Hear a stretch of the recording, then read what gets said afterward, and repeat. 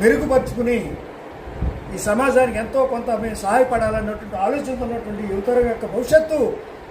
కోసం ఇవాళ జగన్మోహన్ రెడ్డి గారు ఆలోచిస్తున్నారు. దాన్ని మీరు అందరూ గమనించాలని ఈ మోసపూరిత నిరంతరము ఎక్కడికక్కడే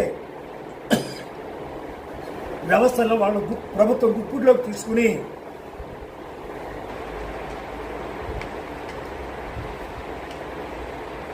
మనందరి యొక్క భవిష్యత్తుని నిర్వీర్యం చేయడమే లక్ష్యంగా పెట్టుకుని పనిచేస్తున్నటువంటి ఈ కూటమి ప్రభుత్వానికి తగిన గుణపాఠం చెప్పాలి, బుద్ధి చెప్పాలని మిమ్మల్ని అందరినీ నేను తెలియజేస్తూ 23వ తారీఖు ఉదయమే మనందరం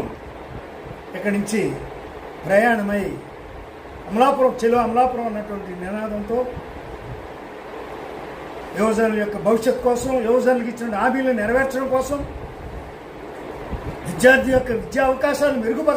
మెరుగుపరుస్తూ వాళ్ళకి ఇవ్వాల్సినటువంటి ఫీజు రియంబర్స్మెంట్ కానీ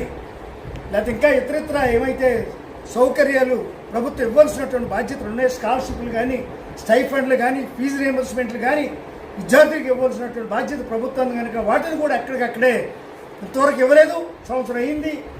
ఇంకెక్కడి నుంచైనా ఈ పోరాటం ద్వారా అయినా ప్రభుత్వానికి కనువిప్పు కలిగించి అటు విద్యార్థి లోకాన్ని, యువజన లోకాన్ని ఈ రెండింటిని ఒక మనం ముందుకు నడిపించుకునే బాధ్యతలు మనమే అన్నటువంటి మాట మీకు మనవి చేస్తూ మీ అందరికీ ధన్యవాదాలు తెలియజేస్తూ మీ దగ్గర సెలవు తీసుకుంటాను.